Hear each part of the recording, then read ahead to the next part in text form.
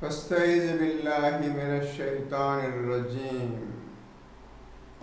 بسم الله الرحمن الرحيم. உங்களுக்கு அந்த ஃபஜ்ர் 10 இரவுகள் இதுவரையும் உங்களுக்கு சரியா புரியல இல்லையா? யாருக்கும் புரியல. குர்ஆன்ல கியாமத் நாள், மறுமை நாளை பற்றி எங்கெல்லாம் என்ன விஷயங்கள்லாம் வருகின்றதோ அந்த எல்லாவற்றையும் எழுதுங்க. என்னென்ன சொல்றானோ அல்லாஹ் அனைத்தையும் எழுதி கொள்ளுங்க. அதுக்கப்புறம் அதை சிந்திச்சு பாருங்க. ஒவ்வொரு விஷயத்தையா சிந்திச்சு பார்க்க. அதை செஞ்சு பார்த்தீங்கன்னா ஒரு 2-3 வருஷத்தில் உங்களுக்கு இந்த 89ல் 1 to 5 விஷயம் தெரியும். உங்களுக்கு நீங்களே கண்டுபிடித்து ஓதுனாதான் ருசியாக இருக்கணும். பயம் ருசியாக இருக்குன்னா பயம் வரும். வெறும் அர்த்தத்தை கேட்டுக்கிட்டு போயிடுறதுனால எந்த பிரயோஜனம் கிடையாது. உங்களுக்கு பயம் வரணுன்னா நீங்கள் தான் கண்டுபிடிச்சு அது என்ன விஷயம் என்று நீங்கள் கண்டுபிடிக்க வேண்டும். சரி, இப்பொழுது உங்களுக்கு ஒரு புதிய விஷயம் சொல்ல போகின்றேன். ஒழுங்காக கவனமாக கேட்டுக்கொள்ளுங்கள். ஒரு வார்த்தையை கூட விடாமல் எழுதியும் கொள்ளுங்கள். அனைவருக்கும் சொல்றேன், புது விஷயம். உலகமெல்லாம் என்று தப்பும் தவறுமாக அந்த விஷயத்தை செய்து கொண்டிருக்கின்றார்கள். அதற்கு அர்த்தம் ஒரு காலம் கண்டுபிடிக்க முடியாது. அனைத்தையும் இருதயத்தால், உங்கள் இருதயத்தால் செய்யக்கூடிய விஷயம். உங்களுக்கு கிடைக்கக்கூடிய அந்த விஷயத்தின் ஞான விளக்கம் யாருக்கு அல்லாஹ் அந்த அர்த்தத்தை அறிவிக்கின்றானோ அவன் மட்டும்தான் அதை செய்ய முடியும். மற்றவர்களால் முடியாது. அவன் மற்றவர்கள் சொல்லித்தரவும் முடியாது.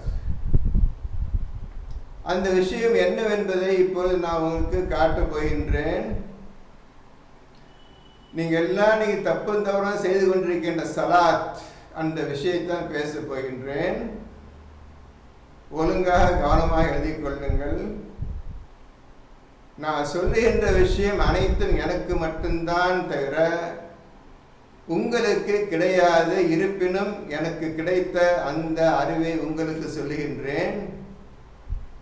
நீங்கள் அல்லாஹ்விடம் கேட்டு உங்களுக்கு உண்டான பதிலையும் அர்த்தத்தையும் விளக்கத்தையும் அல்லாஹ்விடமிருந்து அறிந்து கொண்டு நீங்கள் அதனை உங்களுடைய இஸ்லாத்தின் வழியில் செயல்படுத்த வேண்டும். உன்னர்த்த எந்த காலத்திலும் சொல்லித்தரவே முடியாது. அந்த சலாத் என்ற வார்த்தைக்கு யார் அர்த்தம் சொல்ல முடியாது, சொல்லவும் ஒரு காலம் முடியாது. டோட்டலா முழுமையா அவரவர் இருதயத்தால் செய்து முடிக்கக்கூடிய விஷயங்கள் ஆகும். மிகவும் எச்சரிக்கையாக ஓதிக்கொண்டும் கேட்டுக்கொண்டும் வாழ்கள். உங்களுக்கு இப்பொழுது சொல்லுகின்றேன், 62வது சூரா. எழுதி கொள்ளுங்கள். கையும் கண்ணுமாக இருங்கள். குர்ஆனும் கையுமாக இருங்கள். ஒழுங்காக எழுதி கொள்ளுங்கள். ஆண்களும் பெண்களும் ஒழுங்காக எழுதி கொள்ளுங்கள். முக்கியமான விஷயம். இதை நீங்கள் அறிந்து கொண்டு மற்றவர்களுக்கு எடுத்து சொல்லக்கூடிய நேரம் வந்துவிட்டு நீ சொல்லியே தீரணும். 62வது சூரா எடுத்துக்கிறங்க. ஒழுங்காக படித்து கொண்டே வாருங்கள். நான் என்ன சொல்லுகிறேன் என்பதை கவனமாக கேளுங்கள். நான் சொல்லிய விஷயம் உங்களுக்கு கிடையாது, எனக்கு மட்டும்தான் இது. உங்களுக்கு அல்லாஹ் எப்போது அறிவிக்கின்றானோ அப்பொழுது அது உங்களுக்கு சொந்தமாகும். நீங்கள் அதை பின்பற்ற முடியும். ஆகவே நான் சொல்வது சரியா தவறா என்பதை குர்ஆனை வைத்து செக் பண்ணி கொள்ளுங்கள். தப்பா இருந்தாலும் என்ன பேசாதீர்கள், சரியாக இருந்தாலும் என்ன பேச வேண்டாம். நான் உங்களுக்கு இப்ப சொல்லி தரக்கூடிய விஷயத்தை அப்படியே நீங்கள் மறந்து விட வேண்டும். நீங்கள் இனி கண்டுபிடிக்க வேண்டும். ஒவ்வொருத்தரும் அந்த விஷயத்தை கண்டுபிடிக்க வேண்டும். 62வது எடுத்துக்கிட்டீங்களா? நம்பர் 1 படிங்க. வானங்களில் உள்ளவையும் பூமியில் உள்ளவையும் அல்லாஹ்வை தஸ்பீஹ் செய்து கொண்டிருக்கின்றன. வானத்தில் உள்ளவைகளும் பூமியில் உள்ளவைகளும் அல்லாஹ்வை தஸ்பீஹ் செய்து கொண்டு இருக்கின்றன. இந்த தஸ்பீஹ், இந்த விஷயம் யாருக்கும் தெரியாது. எப்படி செய்வது என்றும் தெரியாது. படித்துக் கொண்டும் இருக்கின்றீர்கள் நீங்கள். அடுத்தது, மெய்யான பேரரசன், பரிசுத்தமானவன், யாவரையும் மிகைத்தவன், ஞானம் மிக்கவன். இவனை பற்றி அல்லாஹ் சொல்லுகின்றான். நான் எப்படிப்பட்டவன் என்பதை அல்லாஹ் சொல்லுகின்றான். பரிசுத்தமானவன், ஞானமிக்கவன், மேன்மையானவன் என்று தன்னை பற்றி அல்லாஹ் குறிப்பிடுகின்றான். இவனை நீங்கள் பின்பற்ற வேண்டும் உங்கள் வாழ்க்கையில். என்னைக்கு நீங்க இந்த விஷயத்தை புரிந்து கொண்டீர்களோ அவனுடைய புகழை கொண்டுதான் நீங்க தஸ்பீஹ் செய்ய வேண்டும். தஸ்பீஹ் செய்வதற்கு அவனுடைய புகழ் தேவை, அவனுடைய திருநாமம் தேவை. 2 விஷயங்கள் தேவை. அல்லாஹ்வை நீங்கள் தஸ்பீஹ் செய்வதற்கு எழுதிக் கொள்ளுங்கள். அல்லாஹ்வை தஸ்பீஹ் செய்வதற்கு அவனுடைய புகழ் தேவை. நம்பர் 2, அவனுடைய திருநாமங்கள் தேவை. வேகமாக எழுதணுமா? உங்களுக்கு எழுதிக்கிறங்க, கோட்டை விட்டுறாதீங்க. புது விஷயம் சொல்றேன் உங்களுக்கு, இதுவரை யாரும் சொல்லல, உங்களை சொல்றேன், கேட்டுங்க. அடுத்தது, அவன் தான் எழுத்தறிவில்லா மக்களிடம் அவனுடைய வசனங்களை ஓதி காட்டி அவர்களை பரிசுத்தமாக்கி அவர்களுக்கு வேதத்தையும் ஞானத்தையும் கற்பிக்கும்படியான தூதரை அவர்களிலிருந்தே அனுப்பி வைத்தான். எழுத படிக்க தெரியாத அன்லெட்டர்ட் நிறைய பேர் இருந்துக்கிறாங்க அரபியாவில். எழுத படிக்க தெரியாத மக்கள் போட்டிருக்குது. அந்த மக்களிடம் இருந்து ஒரு எழுத படிக்க தெரியாத ஒரு மனிதர் முகம்மதை தேர்ந்தெடுத்து உங்களுக்காக அவரை ரசூலாகவும் நபியாகவும் அனுப்பி வைத்தார்.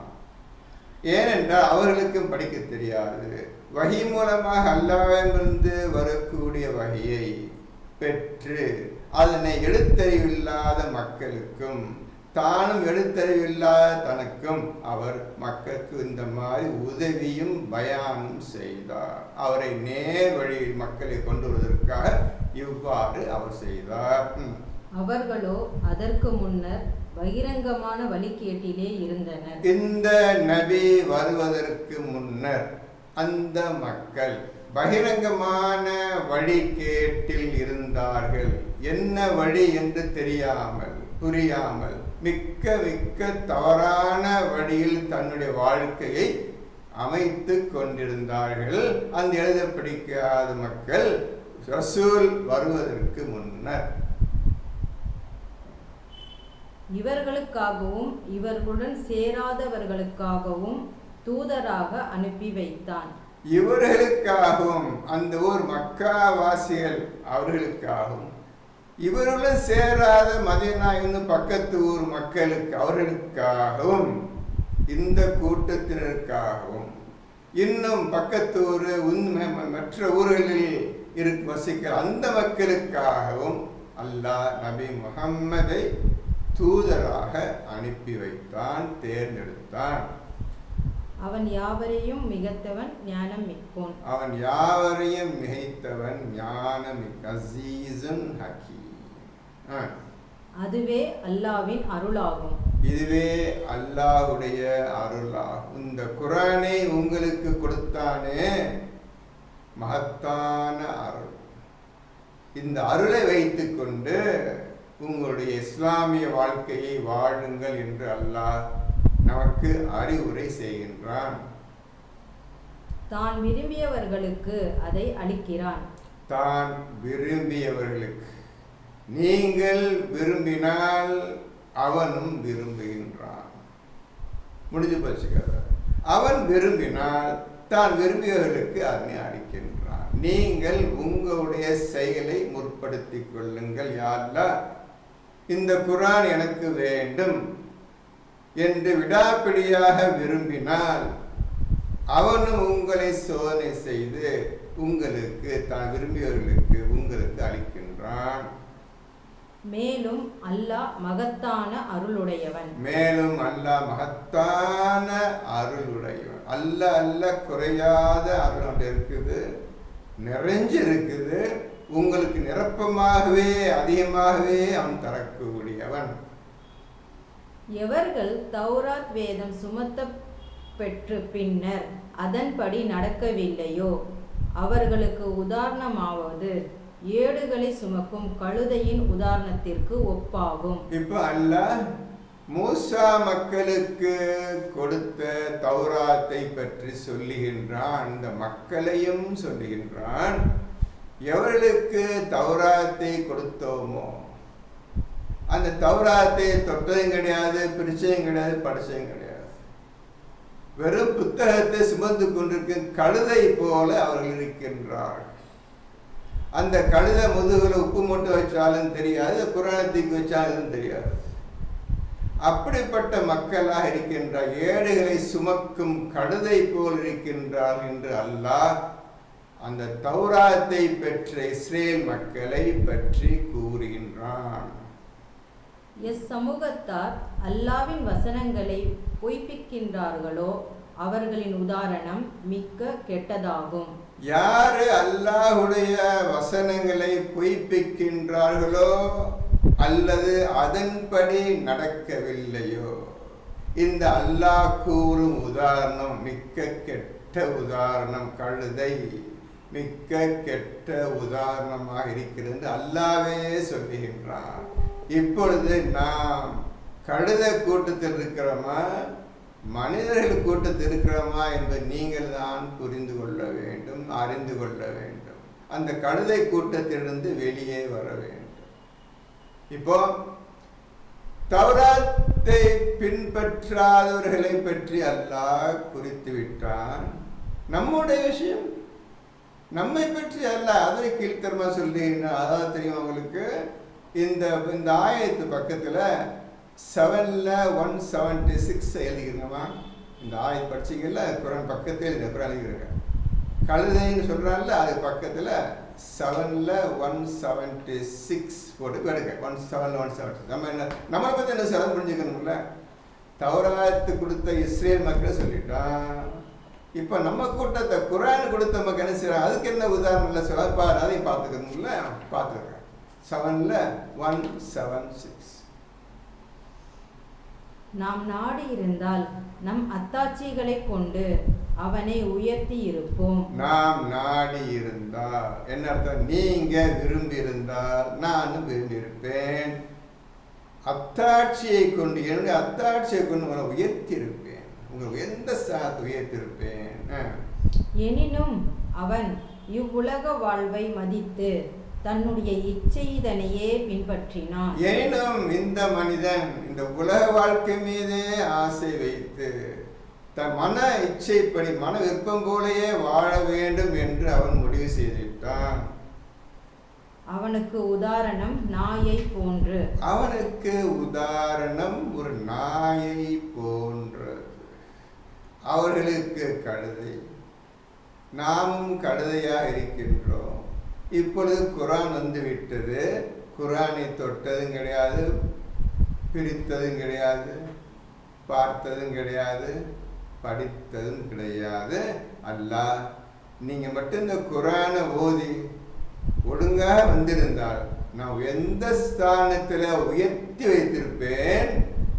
ஆனால் வேண்டான்னு சுட்டு போட்டாங்க. இவனுக்கு உதாரணம் ஒரு நாயை போன்றது. நல்லா புரிஞ்சுங்கப்பா. கழுதை பட்டம் வாங்கியாச்சு, நாயின் பட்டம் வாங்கியாச்சு.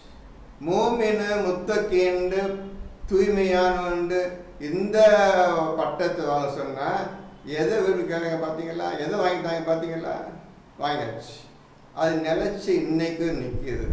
இப்பொழுது நீங்கள் இந்த குரான் மீது ஆசை வைத்து கொண்டிருக்கும் இப்பொழுது சொற்ப விரல் விட்டு எண்ணக்கூடிய இப்போது நீங்கள் ஆண்களும் பெண்களும் இந்த பட்டம் எங்களுக்கு வேண்டாம், எங்களை முத்தகீன்களாக பயபக்தி உடையவர்கள் ஆக்கி வைப்பாயா இறைவனே என்று இந்த நிமிஷத்திலேருந்தே உங்க மனசு ஓடட்டும். ஆண்களுக்கும் பெண்களுக்கும் அவர் இருதயங்களில் யா அல்லாஹ் எங்களை முத்தகீன்களாக ஆக்கி வைப்பாயா என்று உங்கள் ஒவ்வொருடைய மனசிலும் ஓடிக்கொண்டே இருக்கட்டும். நீங்க செய்யக்கூடிய காரியம் இதுதான். நாயை போன்றது. அடுத்து அதை நீர் விரட்டினாலும் நாக்கை தொங்க விடுகிறது, அல்லது அதை நீர் விரட்டாவிட்டாலும் நாக்கை தொங்க விடுகிறது. இது நாயுடைய குணம். என்ன செஞ்சாலும் நாக்கை தொங்க போட்டே இருக்கும். அதே மாதிரி குர்ஆன் ஓதாதவங்களை ஆண்டவன் சொல்லிவிட்டான். இதுவே நம் வசனங்களை பொய்யென கூறும் கூட்டத்தாருக்கு உதாரணம் ஆகும். இதுவே நம் வசனங்களை பொய்யென்று கூறும் கூட்டத்தாருக்கு உள்ள உதாரணம் ஆகும். இதை விட்டுவிட்டுதான் அவர்கள் தனக்கு தோன்றிய தானே கைப்பட எழுதிய புத்தகங்கள் நிறைய வைத்து கொண்டு இதுதான் உண்மை, இதுதான் இஸ்லாம், இதுதான் ரசூல், இதுதான் குர்ஆனுக்கு விளக்கம் அளிக்கின்றது என்று சொல்லிக் கொண்டிருக்கின்றார்களே, இவர்கள் நாயை போன்றவர். சொல்லிட்டாப்பா, நீங்க அதிலிருந்து விலகி விட்டீர்கள் என்று தான் நான் நினைக்கின்றேன். நீங்க என்னைக்கோ இந்த நாய் கூட்டத்தும் கழுத கூட்டத்திலிருந்து விலகி விட்டீர்கள் என்றுதான் என்னுடைய மனசு சொல்லி கொண்டிருக்கின்றது. அப்படியே நிலைத்தெல்லுங்கள், இஸ்லாத்தில் நிலைத்தெல்லுங்கள், முத்தகீனாக வர வேண்டும் என்ற ஆசையோடு போவீங்க. எல்லோரும் குர்ஆனை ஆண்களும் பெண்களும் ஓதிக்கொண்டே வாருங்கள். ஆகவே அவர்கள் சிந்திப்பதற்கு இத்தகைய வரலாறுகளை கூறுவீராக. அவர்கள் சிந்தித்து பார்ப்பதற்கு இந்த மாதிரி ஆயத்துக்களை அப்படியே அவர் ஓதி காட்டுவீர்களாக ரசூலுக்கு சொல்லுகின்றான். அடுத்தது 177. நம்முடைய வசனங்களை பொய்யென கூறிய மக்களின் உதாரணம் மிகவும் கெட்டதாகும். அவர்கள் தமக்குத்தாமே தீங்கிழைத்து கொண்டார்கள். பார்த்தீங்களா, நாம் இந்த உதாரணம் சொல்றேன்னா மிக கெட்டது. ஆண்டவன் மிக கெட்டதுப்பா. வேண்டாம், கழுதையும் வேண்டாம், குதிரையும் வேண்டாம், நாயும் வேண்டாம். அவங்க போயிட்டு நீங்க இஸ்லாத்தில் வந்துடுங்க, முஸ்லீம் ஆகுங்க, முத்தகீனா வாங்க, தூய்மை உடையவர்களாக ஆகுங்கள். வேண்டாம், இந்த மாதிரி கெட்டப்பட்ட வேண்டாம் என்று அல்லாஹ் சொன்னான். இப்போ அந்த 92ல நம்பர் 5 62 is equal to 7ல 176 178 179 எழுதிருமா. அப்படி எழுதினாதான் புரியும். எழுதிருங்க, எல்லாம் எழுதிருங்க. 62 is equal to 7ல 176 177 178. இந்த மாதிரி எழுதி ஒழுங்கு அழகான எழுதி. இப்போ நான் சொன்ன மனசை பதிஞ்சிருச்சு. இப்போ மறக்காது. நல்ல விஷயம் சொல்லியாது, என்ன விஷயம் தெரிஞ்சு போச்சு.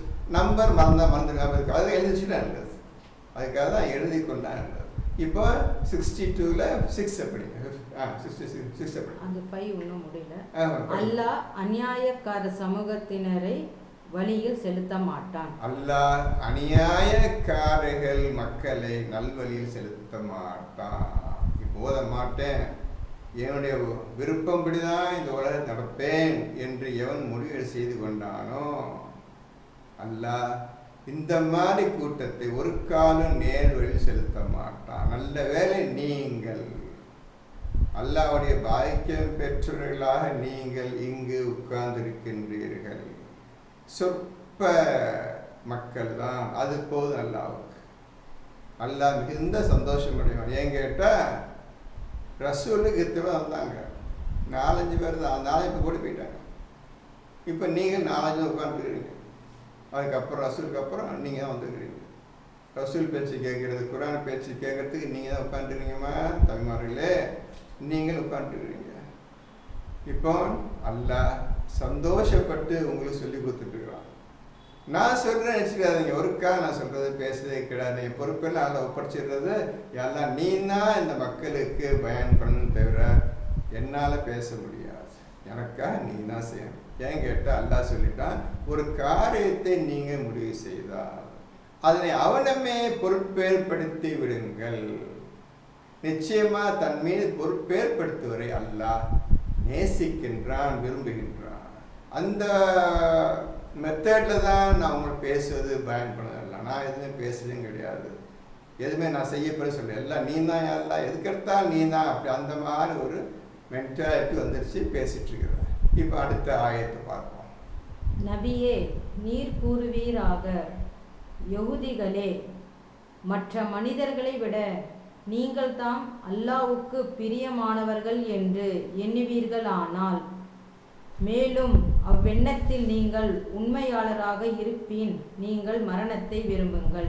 யஹூதிகள், இந்த இஸ்ரேல் மக்கள் சொல்றாங்க, நாங்க தான் அல்லாஹ்வுக்கு பிடித்தமானவர்கள், அல்லாஹ் எங்களை மட்டும்தான் விரும்புகிறான், மற்ற எந்த மக்கள் விரும்பவில்லை என்று அந்த யஹூதிகள் இஸ்ரேல் மக்கள் பேசுகின்றார்.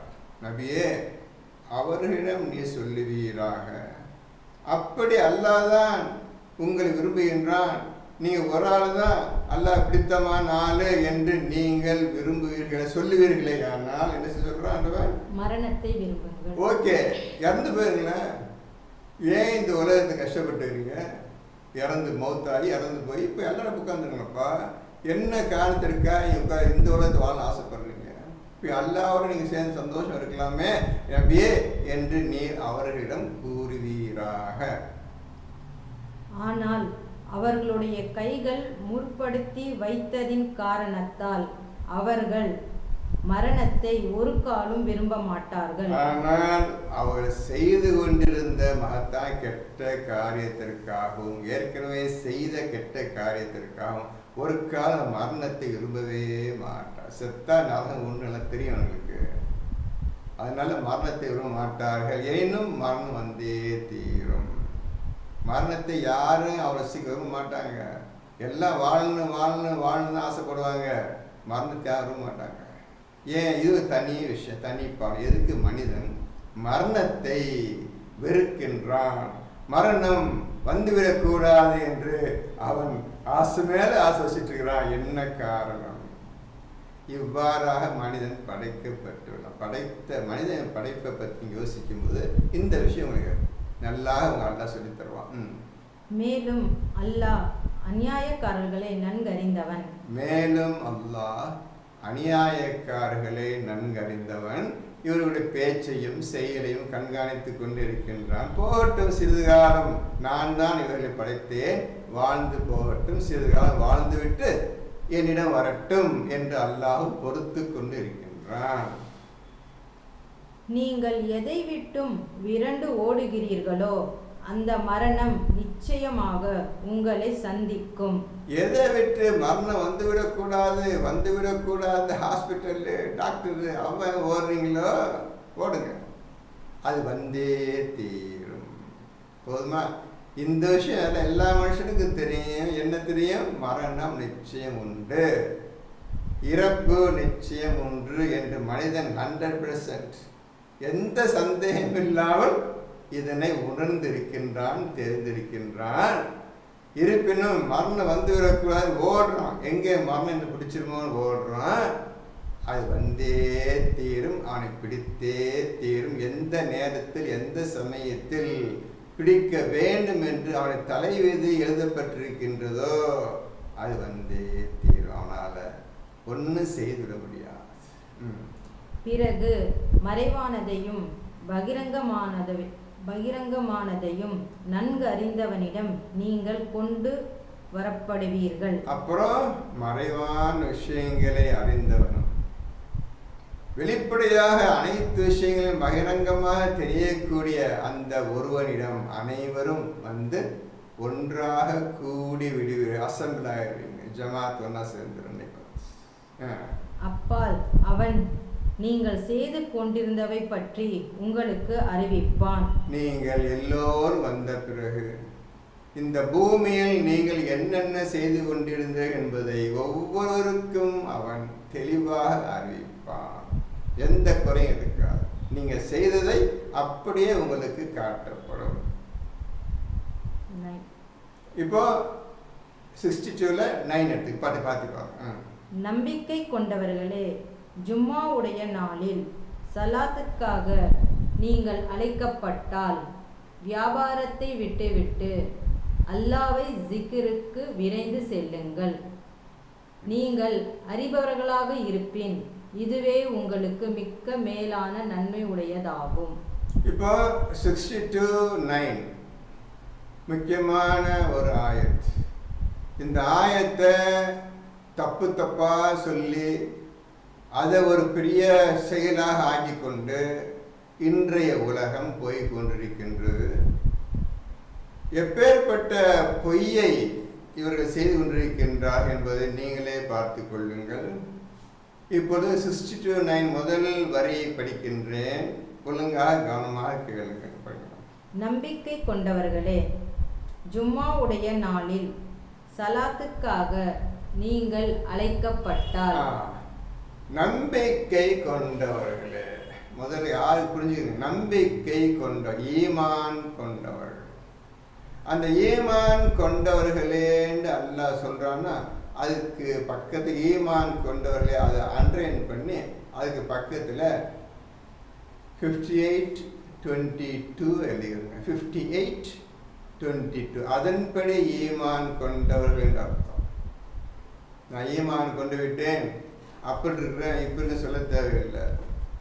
அக்கார்டிங் டு 58:22 உங்களுடைய இருதயத்தில் அல்லாஹ் ஈமானை எழுதிவிட்டான்.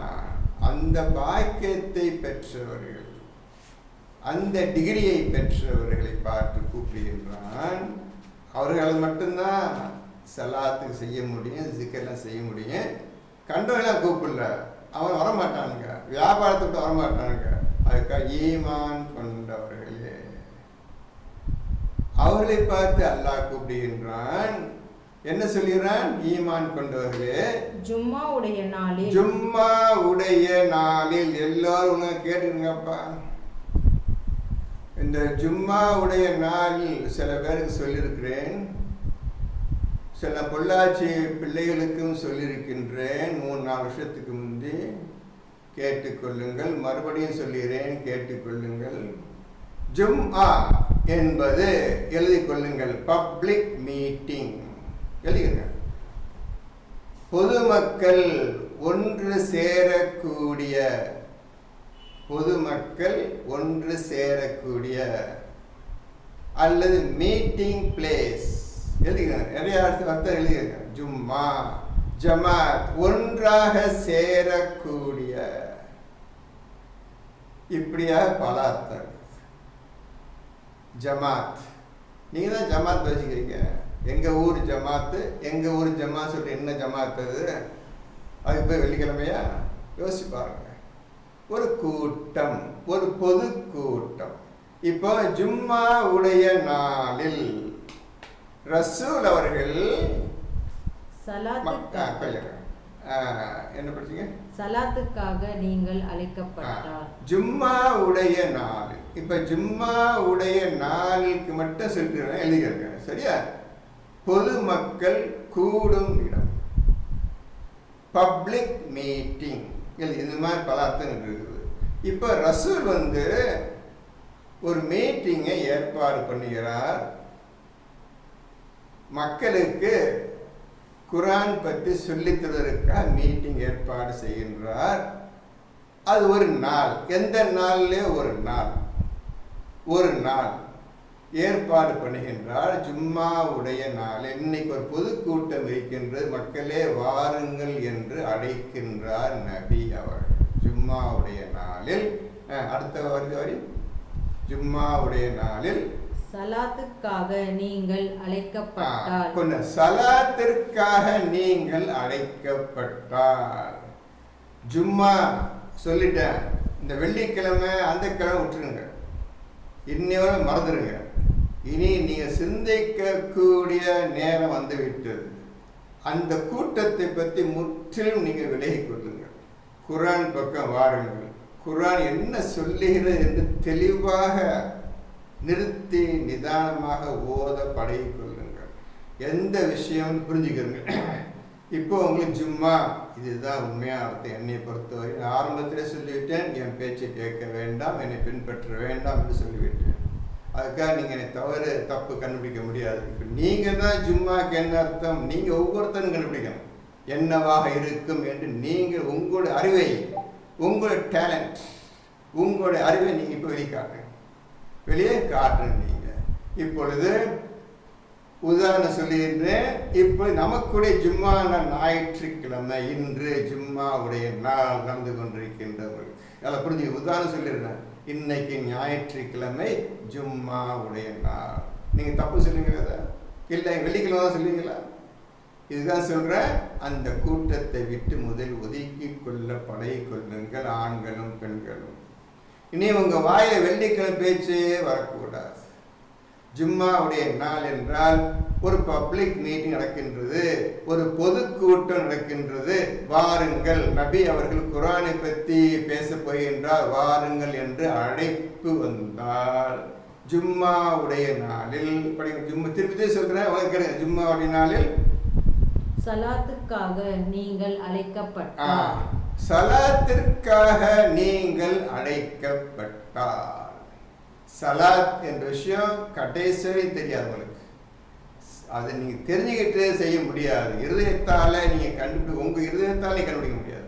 உங்கள் இருதயம் தான் சலாத்தை கண்டுபிடிக்கும்.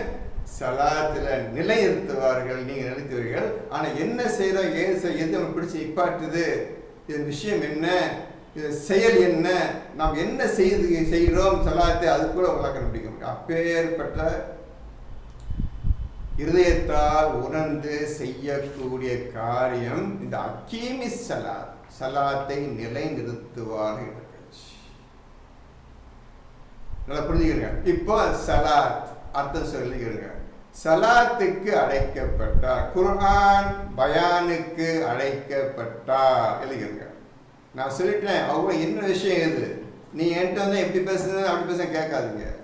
ஆரம்பத்தில் சொல்லிவிட்டேன். நீ என்ன விஷயம், இதில் நான் உறுதியாக இருக்கிறேன், இதை நான் செஞ்சுட்டு இருக்கிறேன். சலாத்துக்கு அழைக்கப்பட்டால் குர்ஆன் பயான், குர்ஆன் பிரச்சாரம், குர்ஆன் மீட்டிங் ஒன்று ரசூல் பேச போகிறார், வாருங்கள், பப்ளிக் மீட்டிங் ஏற்பாடு பண்ணிவிட்டது. அது குர்ஆனை பேசுவதற்கு, குர்ஆனை உங்களுக்கு உபதேசம் செய்வதற்காக சலாத்திற்கு அழைக்கப்பட்டால், சலாத்திற்கு அழைக்கப்பட்டால், குர்ஆன் பயானுக்கு அழைக்கப்பட்டால் எழுதுகிறீங்க. முன்னேறத்துக்கு வழியை பார்த்துங்கம்மா. எல்லா ஆண்கள் பெண்ணும் சொல்கிறாங்க. இனி நீங்கள் இந்த மாதிரி ரொம்ப உங்கள் நிலைமையை மோசமாகி போகக்கூடாது, சோம்பேறித்தனம் இருக்கக்கூடாது. ஒவ்வொரு ஆயத்தில் உண்மையான விஷயம் என்னன்னு செக் பண்ணி பார்த்து ஆராய்ச்சி எடுத்து நீங்கள் ஓத பழகிக்கணும். உங்களுக்காக தான் இப்போ இந்த விஷயம் எடுத்துக்கிறேன். 62வது சூரா உங்களை சொல்லியே தீரணும் என்று எழுதிருக்கிறேன். ஆக சொல்ல விஷயம் எல்லாம் எவ்வளோ எழுதிக்கிறேங்க. பப்ளிக் மீட்டிங் அல்லது பொதுக்கூட்டம், மக்கள் ஒன்றாக சேரும் நாள், மக்கள் ஒன்றாக சேரும் நாள் ஜும்மா, ஜமாத். நிச்சயமாக நீ அன்றைய தினம் அனைவரும் ஒன்று சேர்க்கக்கூடியவனாக இருக்கின்றாய்.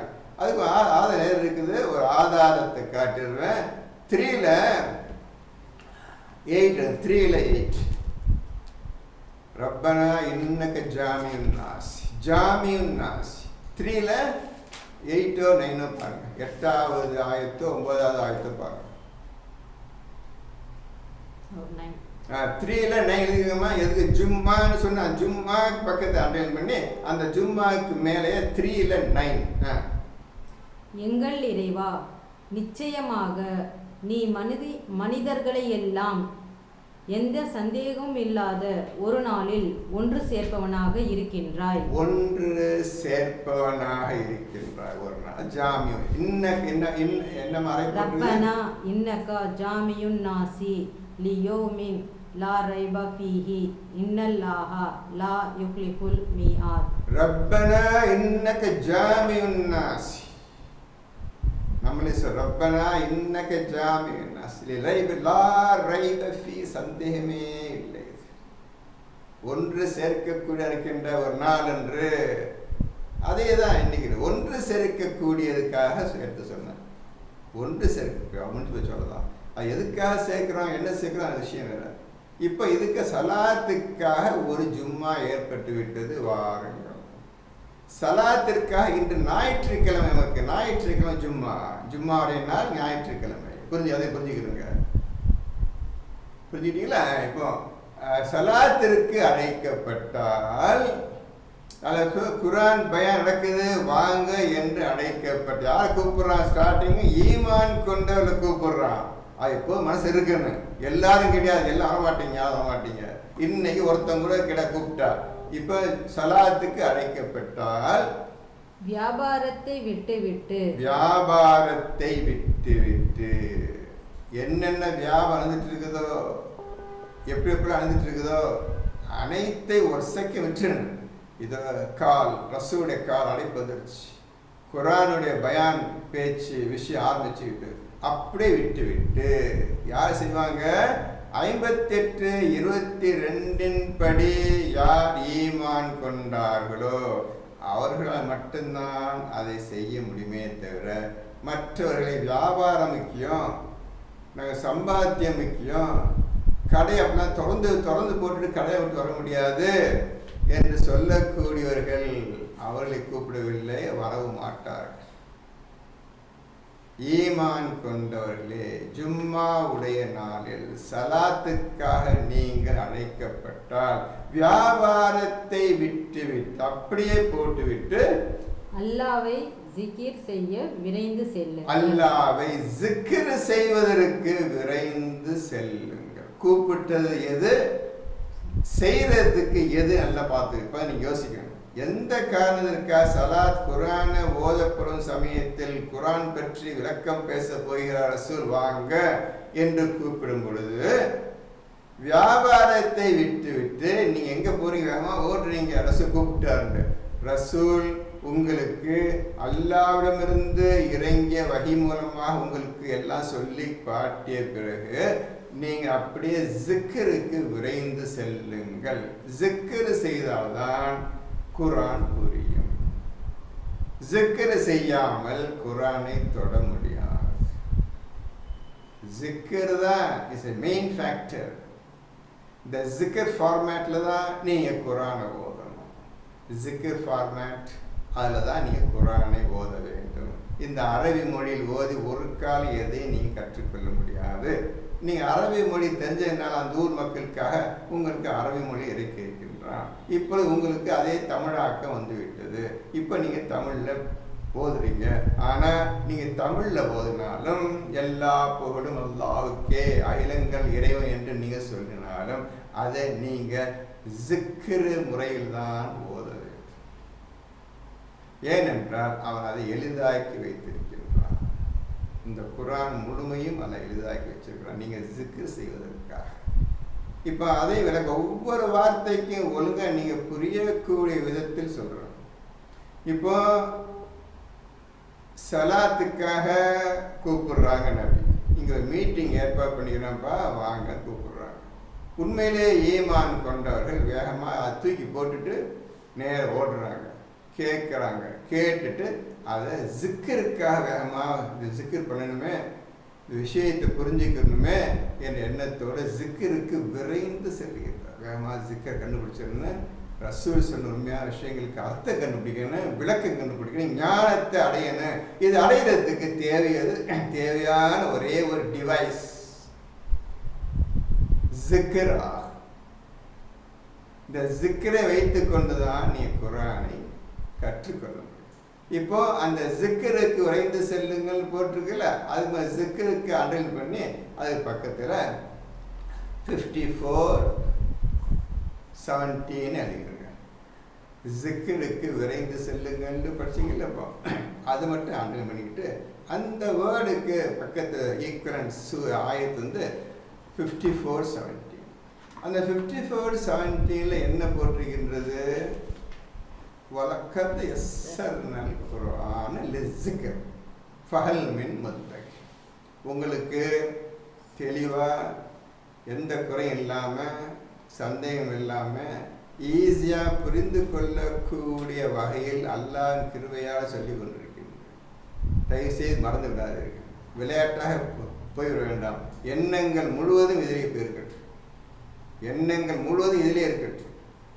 உங்கள் எண்ணங்கள் பேச்சு அது மறந்து கொஞ்சம் ஒரு 1 ஹவருக்கு தள்ளி போய் எல்லாத்தையும். இந்த குரானும் இருதயமாக இப்போ இருக்கு, நீங்கள் எல்லாரும் குரானும் கையுமாக இருக்கு இப்போ எல்லாரும் சொல்லிட்டோம். நீங்கள் அல்லாஹ்வினால் தேர்ந்தெடுக்கப்பட்ட மனிதர்களாக இப்போ நீ உட்காந்துக்கிறீங்க. இந்த குரானை கற்றுக்கொள்ள வேண்டும் ஆசை உட்காந்துக்கிறீங்க. நிச்சயம் அல்லாஹ் எல்லா உதவியும் செய்வான், கவலைப்படாது. அல்லாஹ் இருக்கிறான் இந்த எண்ணத்தோடு போதுங்க. இப்போ 54:17 கொஞ்சம் படிங்க, புரிஞ்சுக்கிறீங்க. நிச்சயமாக நாம் இந்த குர்ஆனை எளிதாக்கி வைத்திருக்கிறோம், நீங்கள் ஜிகிர் செய்யும் பொருட். பார்த்தீங்களா? இந்த குர்ஆனை நாம் நிச்சயமாக எளிதாக்கி வைத்திருக்கின்றோம், நீங்கள் ஜிக்ர் செய்வதற்காக, சீக்கிரம் புரிந்து கொள்வதற்காகவும் அதன்படி நீங்கள் உங்களுடைய வாழ்க்கையை நடத்தி கொள்வதற்காகவும் நாம் இந்த குர்ஆனை மிக்க எளிதாக ஆக்கியுள்ளோம், நீங்கள் ஜிக்ர் செய்யும் பொருட்டு. யார் செய்வார்கள்? இப்பொழுது ஆரம்பத்தில் கூப்பிடுறானே ஈமான் கொண்டவர்களேன்னு சொல்லி கூப்பிடுறான்னு ஆண்டவன், அந்த ஈமான் கொண்டவர்களுக்கு தெரியும், ஆமாம் அல்ஹம்துலில்லாஹ் இது ஈஸியா இருக்குதுப்பா, ரப்பில் ஆலமீன் ஈஸியா இருக்குதுப்பா, ஜிக்ர் செய்ய ஈஸியா இருக்குப்பா. ஜிக்ருக்கு மொழி கிடையாதுமா, எழுத்து கிடையாதுப்பா, பேச்சு கிடையாதுப்பா, எதுவுமே கிடையாது. உள்ளத்தால் இதயத்தால் உணர்ந்து செய்யக்கூடிய, முடிவு செய்யக்கூடிய விஷயங்களாகும் ஜிக்ர் விஷயம். இந்த ஜிக்கரை வச்சுதான் இந்த குர்ஆன் முழுமையும் ஜிக்ர் தான். குர்ஆன் முழுமையும் ஜிக்ரை நீங்க கண்டுபிடிக்க போறீங்க, அல்லாஹ் சொல்லிய உண்மையான விஷயங்களை கண்டுபிடிக்க போறீங்க, செயல்படுத்த போறீங்க. அதனால அரபியை படிச்சுக்கிட்டு உட்கார்ந்துருக்கிறேன் ஒன்று கதைக்கு ஆகாது. சீக்கிரம் ஜிக்கர் ஃபார்மேட்டில் பண்ணணும். ஏன் கேட்டால் நம்ம ஏற்கனவே பேசிட்டேன், அல்லாஹ் அந்த வார்த்தைக்கு அர்த்தம் கிடையாது, அந்த வார்த்தைக்கு அவன் பேரும் கிடையாது, அவனுக்கு உருவம் கிடையாது, எதுவுமே கிடையாது, அல்லான்னு. இந்த ஜிக்கரில் நீங்கள் படிக்கும்போது தெரியும் அல்லாஹ் யாருன்னு தெரியும். யாருக்கு ஜிக்கர் பண்ண முடியும்? ஈமான் கொண்டவர்களுக்கு ஜிக்கர் தான் தெரியும், அவர்கள் மட்டும்தான் புரிந்து கொள்வார். ரப்பில் ஆலமீன், ரப் இறைவன், இறைவன் போட்டீங்கப்பா, சரி இறைவன் தான், இறைவன் தான் அவனுடைய அம்சம், இறைவனை பற்றி சொல்லுங்கள் என்று சொன்னால் என்ன சொல்லுவீர்கள்? நல்லா உதாரணம் சொல்லி பேசுகிறேன், கேட்டுங்க, உதாரணம் சொல்லி பேசுகிறேன். இப்போ டாக்டர்னு ஒரு ஆளை சொல்கிறீங்கப்பா, சரி சொல்லுத்த டாக்டர் போய் எனக்கு பண்ணிக்கிட்டீங்க, ஏன்னா அவர் என்ன தொழில் செய்கிறாரு ஏசு எனக்கு தெரியும், ஆக சொல்ல தேவையில்லை. இந்த ஆள் டாக்டர் சொன்னால் புரிஞ்சுக்குவீங்க, சரிதானே? என் தப்பு இல்லைங்களா? இப்போ ஒரு ஆளை பார்த்து இவங்க டாக்டர் வர்றாரு, இவங்க டாக்டர்னு சொன்னால் அவங்க எல்லாம் டாக்டர் என்னன்னு கேட்க மாட்டேங்க. ஒரு ஆள் இன்ஜினியர், ஐடி இன்ஜினியர் வர்றாரு, இவங்க கம்ப்யூட்டர் இன்ஜினியருங்க அப்படின்னு சொன்னால் சரி இப்போ புரிஞ்சுக்கிறேன், என்ன படி பேசுகிறாரு அந்த விஷயத்து உள்ளவரை புரிஞ்சுக்கிறீங்க, சொல்ல தேவை. ஏன்னு கேட்குறேன், எப்படி என்னன்னா என்ன டாக்டர் என்ன கம்ப்யூட்டர் என்ன கேட்க மாட்டேங்க. வக்கீல் வர்றாரு, இவங்க அட்வொகேட்டுங்க, லாயருங்க, அட்வொகேட் அப்படின்னு சொன்னால் அப்படி வக்கீல் வர, சரி என்ன அவர் என்ன செய்வார் தொழில் தெரியும். இப்போ நான் கேட்குறேன், இப்போ என்ன கேள்வி கேட்டால், இவன் இவன் இறைவனுங்க அப்படின்னு நான் சொல்கிறேன். பெரியவரை பற்றி நினைக்கிறேன். இப்போ இறைவனை நீ சொல்லுவீங்கல்ல, இந்த 3 பேர் உதாரணம் சொன்னேன் தெரிஞ்சிச்சு, இந்த 4வது ஒரு ஆளை கூட்டி வர இவர் தான் இறைவன் சொல்கிறேன், என்ன புரிஞ்சுக்கிட்டீங்க? என்ன சொல்லுவீங்க? இறைவன் என்ன சொல்லுவீங்க? அந்த 3 பேரை சேர்த்துள்ள கண்ணால் பார்க்குறீங்க, அனுபவிக்கிறீங்க, எல்லாம் செய்யும், கேட்குறீங்க, பேசுறீங்களா, செய்றீங்க. இறைவனை பற்றி எந்த காலத்தை பேசுனீங்க, என்ன புரிஞ்சுக்கிட்டீங்க நீங்கள் அவனை பற்றி? இப்படியாக தெரிவதற்கு எளிதாக வைத்திருக்கிறோம். நீ ஈமான் கொண்டவனாக இருந்தால் இதை ஜிக்ர் செய்வாய், ஜிக்ர் செய்தால் உனக்கு எளிதாக புரிஞ்சுவிடும், எல்லா விஷயம் புரிஞ்சுவிடும். இப்படி தான் 6235 ஆயத்துக்களை இந்த முறையில் தான் நீங்கள் ஓதி புரிந்து கொள்ள வேண்டும். இறைவன் கேட்டால் என்னன்னு கேட்டால் என்ன பதில் சொல்லுவீங்க சொல்லுங்க பார்ப்போம். அல்லாஹ்வும் தெரியாது, ரப்பையும் தெரியாது, என்ன இப்போ செஞ்சுருக்கிறோம், அவன் என்ன செஞ்சிட்டு இருக்கிறோன்னு இப்போ புரிஞ்சுக்கிறோங்க. என்ன வீணான செயல்களை செய்து கொண்டிருக்கின்றோம் என்பதையும் புரிந்து கொள்ளுங்கள். உங்களுக்காக இந்த சூறா எடுத்து பேசிட்டு இருக்கிறோம், மறந்துடக்கூடாது சொல்கிறோம், மறந்துடக்கூடாது, மறக்காது. கேட்டால் அப்படி ஒப்பிக்கணும், வருஷமாக கடை சொல்லிகிட்டே வரணும். குரானை பார்த்து பேசுகிற பேச்சு இருக்கக்கூடாது, அந்த அளவு சொல்லிக்கிட்டு வர்றோம். அவங்களுக்கு நான் நன்றாக புரிந்து கொள்ளுங்கள். இப்பொழுது வியாபாரத்தை விட்டு எவன் வியாபாரத்துடுவான்? அந்த ஈமான் கொண்டவன் மட்டும்தான். அல்லாஹ் யாரும் தெரிஞ்ச மட்டும்தான். தேவையில்லை வியாபாரம், அல்லாஹ்வுடைய வியாபாரம் மிக்க மேலானதுன்னு வந்துடுவான். வந்து ரசூல் பேச்சு கேட்பான், என்ன சொல்றாரு கேட்டுட்டு அதை ஜிக்கர் பண்றதுக்காக தன் வாழ்க்கையை ஆரம்பித்துடுவான். வேகமா விரைந்து செல்வான் ஜிக்கர் செய்வதற்காக. இதே தான் இப்போ நாம் எல்லாரும் செய்யணும். இப்போ நீங்க கேட்டுட்டீங்க, அனைத்தையும் இப்போ நீங்க ஜிக்கர் செய்யணும். அதுக்கு ஜிக்கர் செய்யணும். அதுக்காக ஆரம்பத்தில் சொன்ன என் பேச்சை கேட்காதீங்க, என்னை நம்பாதீங்க, நான் சொல்றதான் சரி என்று நீ ஒரு காலம் ஏற்றுக்கொள்ள கூடாது, மறந்து விட வேண்டும். அப்படி நான் சொல்லி முடிச்சோன்னா என்னை மறந்துடுன விஷயத்தை செக் பண்ணுங்க. இப்போ பேசுதால் சரியா தவறா அப்படின்னு பார்க்கணும். நமக்கு எனக்கு சொல்லி தயாரெல்லாம் விஷயம். ஏன்னா ஒவ்வொரு ஆயத்துக்கும் நீங்கள் விளக்கம் எழுத ஆரம்பித்தால் கடல் நீர் எல்லாம் இங்க் தொட்டு எழுதுவா இருந்தாலும் நீங்கள் எழுதிட்டே இருக்க வேண்டியதான், விளக்கம் வந்துக்கிட்டே இருக்கும். அதுக்காக உங்களுக்கு ஒவ்வொருத்தருக்கும் 100 விளக்கம், 500 விளக்கம், 1000 விளக்கம் கிடைக்கும் இந்த 62:9 இந்த வாக்கியத்துக்கு.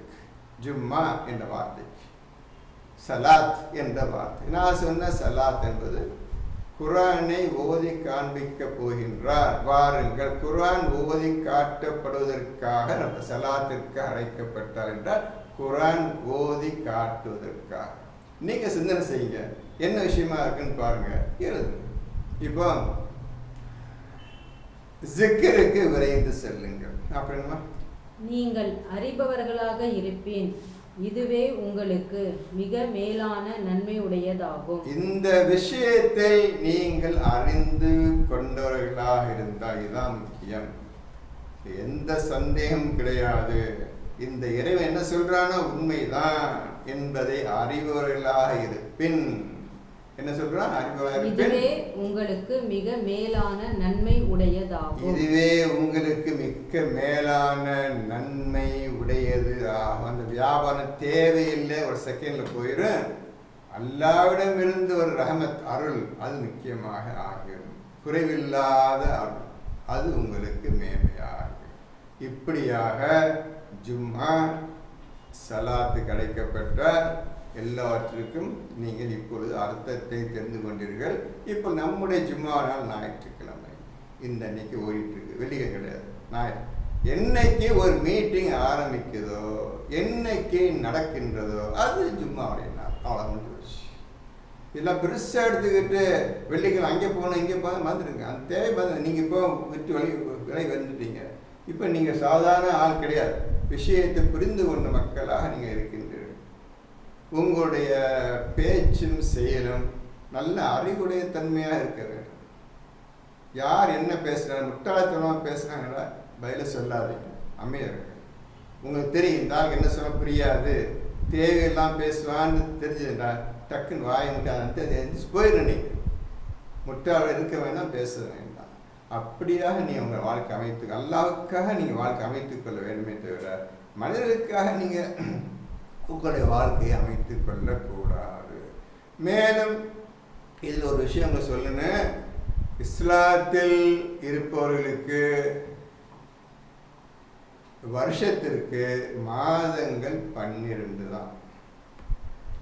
ஒன்லி எண்ணிக்கை மட்டும்தான், நம்பர் தான் 1 2 3 4 12 தான். எந்த மாசத்துக்கும் பெயர் கிடையாது, எந்த மாசத்திற்கும் பெயர் வைக்க முடியாது, பெயரே கிடையாது. இஸ்லாத்தை உள்ளவனுக்கு தெரியும் தேவையற்ற விஷயம் எது, ஜனவரி பிப்ரவரி மார்ச் இப்படி சொல்றது தேவையான விஷயம். அதே போல் இஸ்லாத்து உள்ளவர்களுக்கு 7 நாட்கள், மாசத்திற்கு 4 வாரங்கள் பேச்சே கிடையாது, 7ம் கிடையாது 4ம் கிடையாது. ஒவ்வொரு கிழமைக்கும் பெயரும் கிடையாது, ஞாயிற்றுக்கிழமை திங்கட்கிழமை செவ்வாய்க்கிழமை பேச்சும் கிடையாது. அதையும் புரிஞ்சுக்கணும். இந்த விஷயம் புரியாதவங்களுக்கு நீங்கள் இப்போது இதை வச்சு வாழ்ந்து தீர வேணும். வசதி இல்லவங்களுக்கு இந்த மாதம் வர்றேன், இந்த திங்கக்கிழமை வர்றேன், செவ்வாய்க்கிழமை வர்றேன் பேசிதான் நீங்கள் வாழ்க்கையை ஓட்ட வேண்டியிருக்குது. இன்னும் நீங்கள் ஈமான் கொள்ளவில்லை. ஈமான் கொண்டவனுக்கு பேரு ஊழல் தேவை கிடையாது. அதுமாதிரி வாரத்துக்கு 7 நாட்கள் அந்த பேச்சே கிடையாது. மந்த் 12 மாதங்கள் நாட்கள், இது 2 தான் இந்த இஸ்லாத்தில் உள்ள மக்களுக்கு தவிர வேறு எதுவுமே கிடையாது. இது யாருக்கு புரியும் என்றால், யாருக்கு அல்லாஹ் தக்வாவை அளிக்கின்றானோ 47:17 பிரகாரம் 47:17 பிரகாரம் யாருக்கு அல்லாஹ் தக்வாவை அளிக்கின்றானோ, பயபக்தி அளிக்கின்றானோ அவனுக்கு மட்டும்தான் புரியும் தேவையற்ற பேச்சும் செயலும் என்றது. ஜனவரி, பிப்ரவரி, மார்ச், ஏப்ரல் சொல்லுவதும், திங்கள், செவ்வாய், புதன் என்று சொல்வதும், வாரம் என்று சொல்வதும், வாரத்துக்கு 7 நாட்கள் என்று சொல்வதும் அவர்களுக்கு புரியும், மற்றவர்களுக்கு புரியாது. உங்களுக்கு இப்பொழுது இதை விட முடியாது. இதில் தான் உங்கள் வாழ்க்கை போயிட்டு இருக்குது. நீங்கள் கிழமையை சொல்லி தான் ஒரு குறிப்பிடன்னு, மாதத்தின் பெயரை சொல்லி தான் நீங்கள் குறிப்பிடன்னு, வாரத்தை சொல்லி தான் உங்கள் வாழ்க்கை ஓடிக்கொண்டிருக்கின்றது. ஓரட்டும், பரவாயில்லை, இப்பொழுது அதே ஃபாலோ பண்ணுங்கள், அவசரப்படாதீங்க, சரியா? அதனால தான் நான் உங்களுக்கு சொல்கிறேன், ஜும்மா உடைய நாள் எந்த நாளாக அதுக்காக பேர் கிடையாது, அந்த ஜும்மாவுக்கு பேர் கிடையாது. ஒன்றும் புரியாத கூட்டத்தை வெள்ளிக்கிழமை அந்த கிழமை போட்டு சரி போட்டு அவங்க சந்தோஷம் போட்டு கொண்டு போயிட்டு கலப்படாதீங்க. இப்போ உங்களுக்கு தெளிவாக சொல்கிறேன், அழைக்கப்படும் நாள், கூட்டம் கூட்டப்படும் நாள், அவ்வளோதான். அதுக்கு பேர் கிடையாது, கூட்டம் கூட்டப்படும் நாள், அவ்வளோதான். இன்று பொதுக்கூட நடக்கின்றது, அவ்வளோதான். அது ஞாயிற்றுக்கிழமை திங்கள் பேச்சைகள்லாம் கிடையாது. இப்பொழுது ஜிக்கருக்கு விரைந்து செல்லுங்கள். ஜிக்கர் மூலமாக விஷயத்தை அறிந்து கொள்வீர்கள். அடுத்து 10வது ஆயத்து. இப்போ உங்களுக்கு 9வது ஆயத்து முக்கியமான விஷயம் சொல்லிட்டோம்பா. ஜும்மா, சலாத்து, ஜிக்கரு, வியாபாரத்தை அப்படியே தூக்கி போட்டு அல்லாஹுக்காக கிளம்புங்கள். இது யார் செய்வார்கள்? ஈமான் கொண்டவர். கரெக்டாக சொல்லிட்டோம். எல்லாம் எழுதிருக்குன்னு அறவு எழுதாதீங்க, எழுதுறது சரியாக செக் பண்ணிக்கிறீங்க. இப்போ அடுத்த 10வது ஆயத்தை படிங்க. பின்னர் சலாத் நிறைவேற்றப்பட்டு விட்டதும் பூமியில் பரவி சென்று அல்லாஹ்வுடைய அருளை தேடிக்கொள்ளுங்கள். சலாத் நிறைவேற்றப்பட்டு விட்டதும் என்ன அர்த்தம்? சலாத் நிறைவேற்றப்பட்டு விட்டார். எதுக்காக கூப்பிட்ற? சலாத்திற்கு வாங்கன்னு கூப்பிடுறாரு. சலாத் விஷயம் முடிந்தது. நீங்கள் செய்யக்கூடிய காரியம் இப்போ ஜிக்கராக மாற்றணும். கேட்ட ரசூல் கேட்ட விஷயத்தை அனைத்தையும் நீங்கள் ஜிக்கராக மாற்ற வேண்டும் உங்களுடைய இஸ்லாமிய வாழ்க்கை வாழ்வதற்காக. சலாத் முடிந்ததும் அப்புறம் நிறைவேற்றப்பட்டு விட்டதும் பூமியில் பரவி சென்று அல்லாஹ்வுடைய அருளை தேடிக்கொள்ளுங்கள். இப்பொழுது சலாத்து விஷயம் கேட்டீங்க, முக்கிய விஷயம் அல்லாஹ்ட்ட வந்த ரசூலை கேட்டுக்கொண்டீர்கள். இப்போ பூமியில் பறந்து செல்லுங்கள், எல்லா ஊர் உலகத்துக்கும் போங்க, அல்லாஹ்வின் அருளை தேடிக்கொள்ளுங்கள், அல்லாஹ்வின் அருளை தேடிக்கொள்ளுங்கள். இப்பொழுது கொஞ்சம் யோசிங்க, அந்த மனிதனுடைய வியாபாரம் என்ன ஆச்சு? அந்த மனிதனுடைய கடை ஷாப் என்ன ஆச்சு? அப்படி திறந்தே கிடக்குது, அது என்ன ஆச்சு? அதனுடைய மேட்டர் என்ன? இவங்க இப்போ வழி வந்துட்டாங்க, இதில் மேட்டர் என்ன? அல்லாஹ்வுக்காக எந்த காரியத்தையும் செய்வதற்கு நீங்கள் தயாராக இருக்க வேண்டும். அதை தள்ளி போடக்கூடிய விஷயமே கிடையாது. சொன்னால் அதை இறங்கணும். யார் இறங்குவார்கள் என்றால் ஆரம்பத்திலே சொல்லிவிட்டான், ஈமான் கொண்டவர்களேன்னு சொல்லி தான் கூப்பிடுறான். ஜாக்கிரதைங்க, நீங்கள் இப்போ செய்ய முடியாது. இப்போ இந்த மாதிரி 62:9 பிரகாரம் உங்களால் எதுவுமே செய்ய முடியாது. அது சொல்லியிருக்கோம்.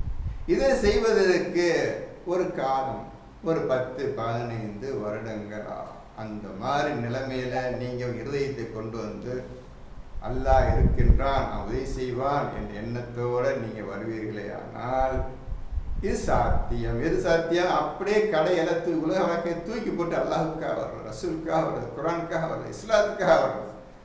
இந்த விஷயத்தை செய்வதற்கு நீங்கள் தயாராகி கொள்ளுங்கள். அடுத்து படிக்கலாம். அன்றியும் நீங்கள் வெற்றி அடையும் பொருட்டு அல்லாஹ்வை அதிகம் அதிகம் ஜிக்ர் செய்யுங்கள். நீங்கள் வெற்றி அடையணும்பா. நீ எடுத்த காலை வெற்றி அடையணும்பா. கடையை திறந்து போட்டு வந்துட்டேனே, அந்த பேச்சு போயிடுச்சு. இப்போ அல்லாஹ்வின் படி வெற்றி அடையணும். அதுக்கு ஜிக்கரை அதிகமாக ஜிக்கர் செய்யுங்கள். ஜிக்கர் இல்லாமல் குரான் புரியாது. இந்த குரான் முழுவதும் ஞானம் நிறைந்தது. இந்த குரான் முழுவதும் ஜிக்கராக இருக்கின்றது. இப்போ அதிகமாக ஜிக்கர் செய்யணும்னு படிச்சிங்களா, அதை அண்டர்லைன் பண்ணி அது பக்கத்தில் 38:1 38:1 எழுதிருங்க. அது சாத் வல் குர்ஆனி ஜிக்ர் போட்டிருக்கு. இந்த குர்ஆன் முழுமையும் ஜிக்ரான்னு போட்டிருக்கு. நல்லா புரிஞ்சுக்கிறீங்கம்மா, எந்த காலம் கூடாது. நீங்கள் என்ன சந்தேகப்படக்கூடாது. ஒன்ஸ் குர்ஆன் எடுத்தாச்சு, கண்ணால் பார்க்குறீங்க, கண்ணால் பார்த்ததை சிந்திக்க தான் சொல்கிறானே தவிர உடனே செய்யணும் கூட சொல்லலை. அப்பேற்பட்ட ஒரு அழகான ஒரு வார்த்தையை ஏன் சிந்திக்காமல் இருக்கிறோம்? ஏன் உன்னத்தை பேசுறதுக்காக கேட்க? அவன் யார்? அவனை கொடுத்தான் ஒருத்தங்கிறான். அவன் கொடுத்தது கையில் இருக்குது. நீ ஆச்சு, அல்ல ஆச்சு. உன்னர் தேவை. மூணாவது பர்சன் யாரும் தேவை உனக்கு? 2 தான் நிற்கணும், 2 தான் நிற்கணும், 2 நிற்க வேண்டும். 2 நீங்கள் அல்லாஹ்வுமாக இருக்க வேண்டும். நீங்கள் அல்லாஹ் விட்டு தனியாக பிரிஞ்சு போயிட முடியாது. உங்களுக்கு பேசிட்டு இருக்கும்போதே ஒரு விஷயம் மனசு வரணும். அது நினச்சிட்டு தான் வந்திருக்கேன். ஆனால் நீங்கள் எவ்வளோ தூரம் சிந்திங்கன்னு தெரியாது. இருந்தாலும் சொல்லிடுறேன். உங்களுக்கு இரட்டை ஒற்றையின் மீதுன்ற வார்த்தையை உங்களுக்கு 3 வாரம் சொல்லிட்டுருக்குறேன். 3 வாரமாக சொல்லி ஃபஜ்ரின் மீதும் 10 இரவுகளின் மீதும் இரட்டை ஒற்றையின் மீதுன்னு சொல்லி. இப்போ நீங்கள் அல்லாஹ் இரட்டையாக இருக்கணும். புரிஞ்சக்கூடாது. ஒற்றையாக இருக்கக்கூடாது, இரட்டையாக இருக்கணும். இப்போ வச்சு கண்டுபிடிங்க பார்ப்போம். அந்த 89வது சூறாவில் 1 2 3 4 5 சொல்லி காட்டினேன்னு.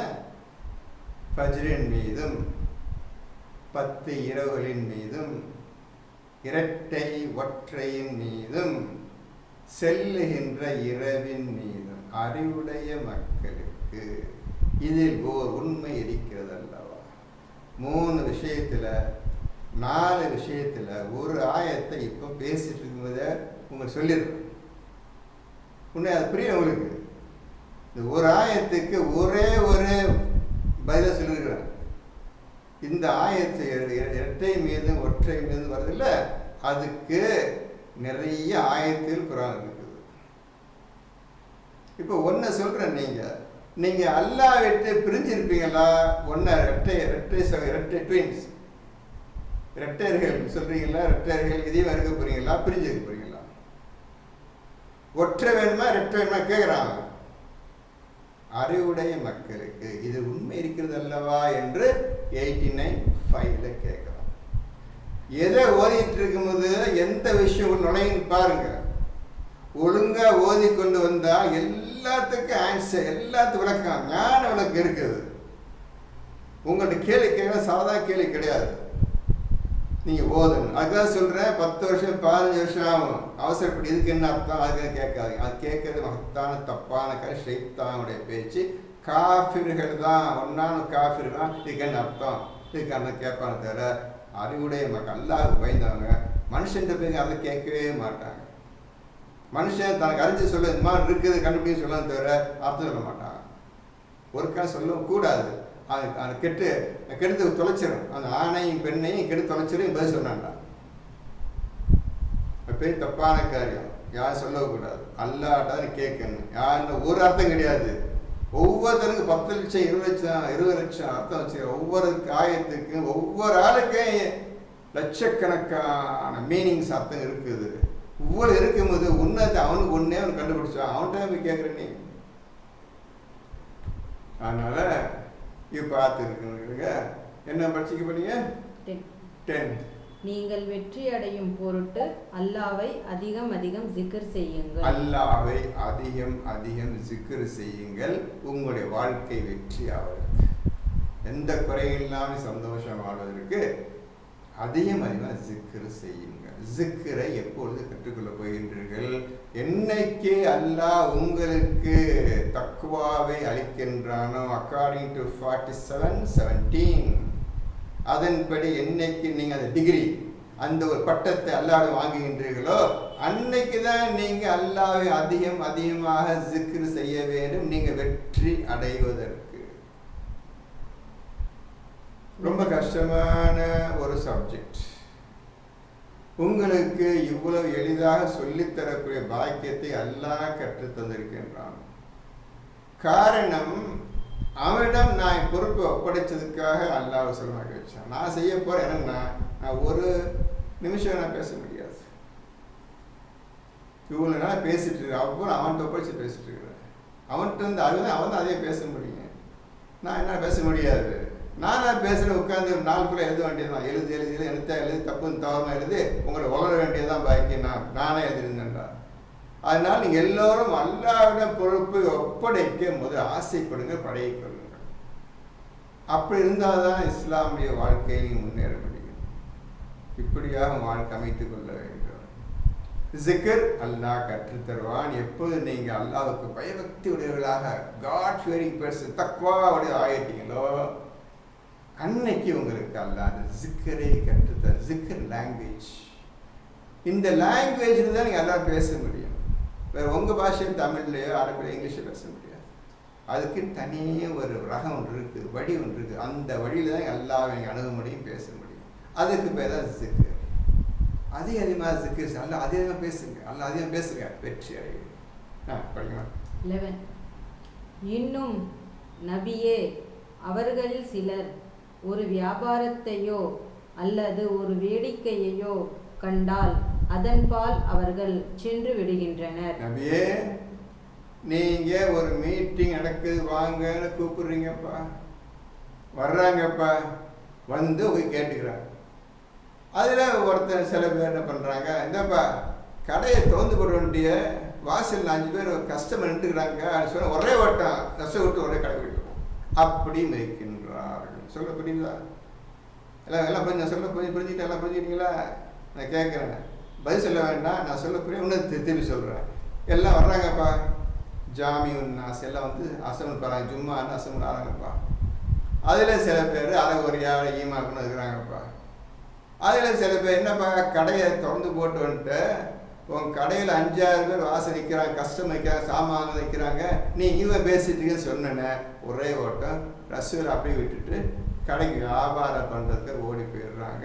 அப்படிப்பட்டவர்களும் இந்த கூட்டத்தில் வந்து கலந்து கொள்கின்றார்கள். ஈமான் கொள்ளாதனால் ஓடி போய் விடுகின்றார்கள்.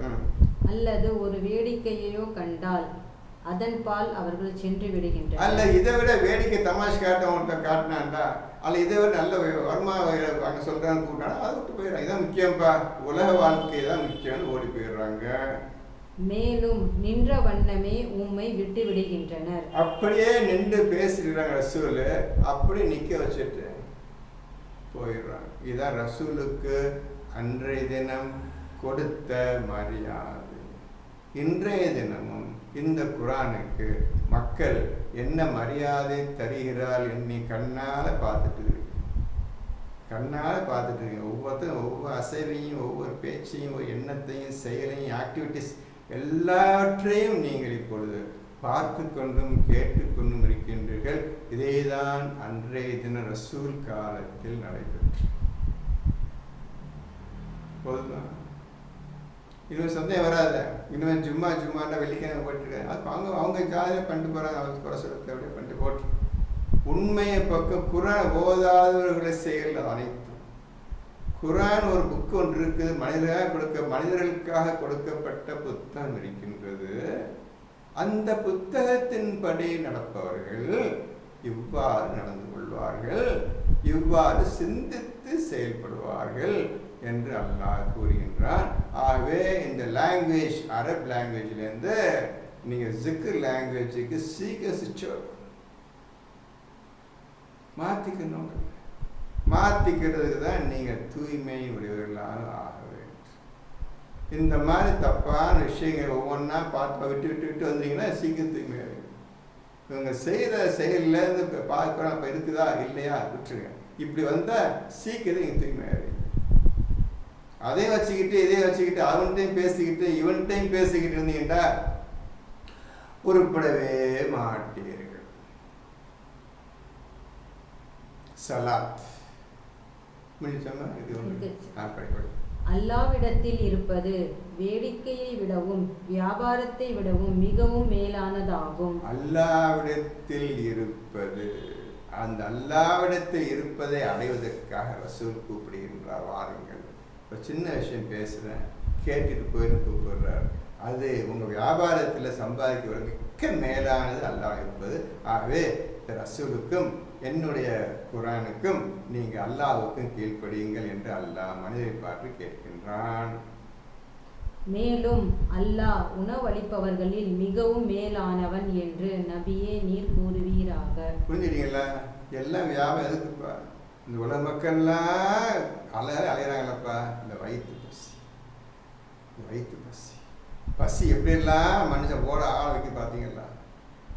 இந்த வயிற்று பசியை ஒன்று உட்கார வச்சுட்டு இந்த மனிதன் இந்த வயிற்று பசிக்கா என்னென்ன வேலை செய்கிறான்னு பார்த்தீங்களா? அல்லாஹ் சொன்னா அப்படின்னு அலைய வேண்டாம்ப்பா, நீ நான் சொல்கிற ஓதிக்கிட்டு ஜிக்கர் செஞ்சிட்ருப்பா.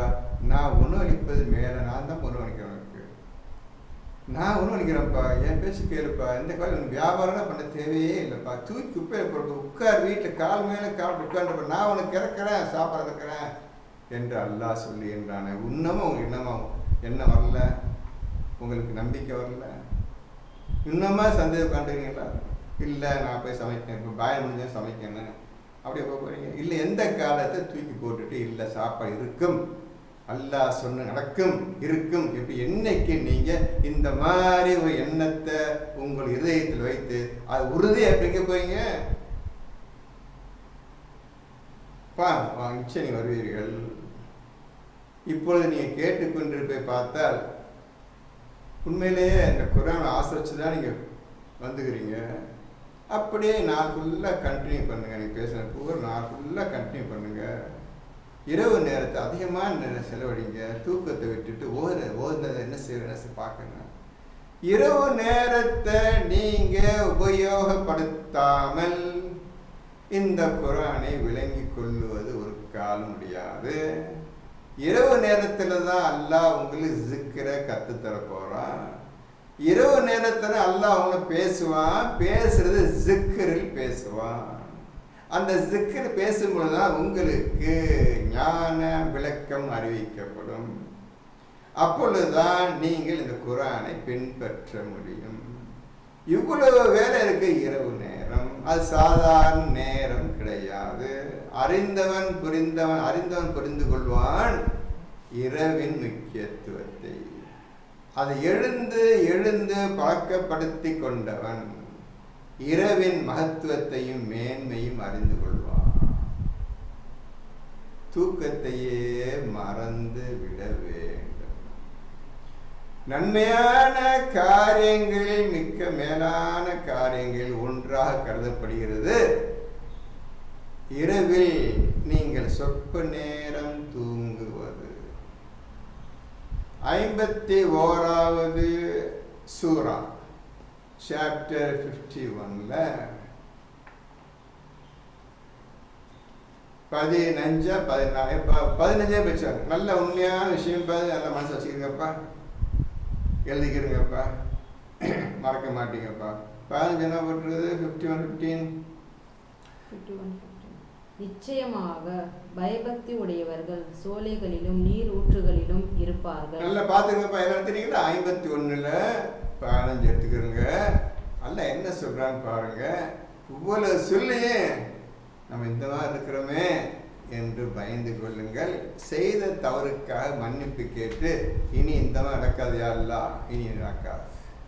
நான் புரிந்து கொண்டேன், நரகத்தை புரிந்து கொண்டேன், உன்னுடைய அருளை புரிந்து கொண்டேன், இனி ஒரு காலம் செய்ய மாட்டேன் என்று முடிவெடுப்பீர்கள். 51:15 நிச்சயமாக பயபக்தி தக்குவான்னு வார்த்தை இருக்குதாம்மா, நல்லா புரிஞ்சு. தக்குவா உடைய தக்குவா தான் 47:17 47:17. அந்த தக்குவா உடையவர்கள் சொர்க்கத்தில் இருப்பார். அடுத்தது, அவர்கள் தங்கள் இறைவன் அவர்களுக்கு அளித்ததை பெற்றுக்கொள்வார்கள். அவர்கள் தங்கள் இறைவன் அவர்களுக்கு அளித்து, இது எப்போ நடக்குது? சொர்க்கத்தில் விஷயம் நடக்குது. சொர்க்கத்தில் நடக்க விஷயம் பல சொல்லி கேட்டார். இறைவன் அளித்ததை பெற்றுக்கொள்வார்கள். அடுத்தது, நிச்சயமாக அவர்கள் இதற்கு முன்னர் நன்மை செய்வோராக இருந்தனர். நல்லா புரிஞ்சுருக்கப்பா அம்மா, நல்லா புரிஞ்சுருக்கம்மா, தமிழ்மார்களே நல்லா புரிஞ்சுக்கிறது. ஏனேதானு கேட்காதீங்க, நல்லா உள்ளத்தில் இறக்கிருங்க, தீய விசாரிங்க.